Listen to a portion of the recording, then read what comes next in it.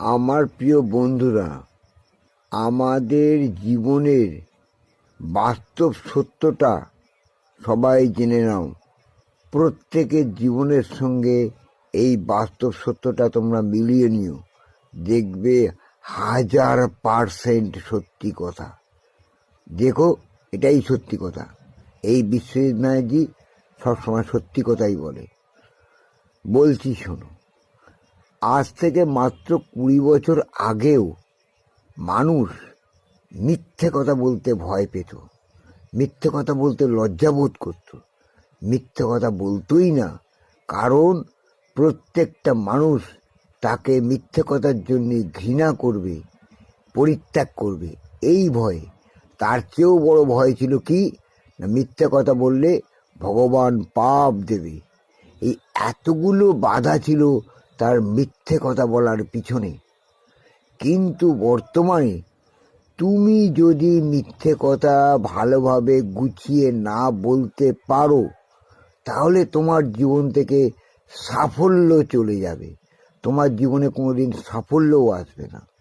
যেমন ধরো, তুমি একটা অন্যায় কাজ করেছো, কিন্তু সেটা প্রকাশ হলে বা লোক জানাজানি হলে তোমার প্রচুর দুর্নাম হবে।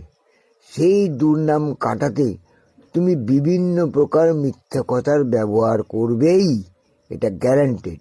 আবার দেখো, তুমি যদি ঠিক মতো মিথ্যে কথা গুছিয়ে বলতে পারো, জনগণের সামনে, সবার সামনে বুক উঁচু করে, মাথা উঁচু করে, ধন খাড়া করে যদি মিথ্যে কথাটা তুমি বলতে পারো, তাহলে জানবে তুমি নেতা হবেই, বিরাট এমএলএ হবে, বিরাট বড় মন্ত্রী হবে। পৃথিবীর কোনো শক্তি নেই তোমাকে এর থেকে বাধা দিতে পারে। তুমি সাকসেসফুল 1000% হবেই।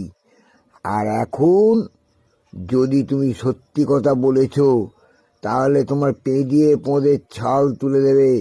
এখন সত্য কথা বললে কোনো পুণ্য নেই, সত্য কথাই এখন মহাপাপ। কারণ সত্য কথা এখন সবার কাছে অপ্রিয় হয়ে দাঁড়িয়েছে। তাই যে কোনো সত্যই তুমি বলো না কেন, সেটা প্রত্যেকের কাছে ভীষণ অপ্রিয় এবং ভীষণ বেদনাদায়ক, এবং প্রত্যেকের স্বার্থে ঘা লাগবে। তাই বলছি বন্ধুরা, সত্য কথা ছেড়ে তোমরা মিথ্যা কথার দিকে এগোও। দেখবে তোমরা জীবনে স্বাবলম্বী হবে, উপার্জনশীল হবে এবং একজন নামী ব্যক্তি হবে। কারণ মিথ্যা ছাড়া আজকালকার দিন কারোরই চলে না, চলবে না, চলতে পারে না।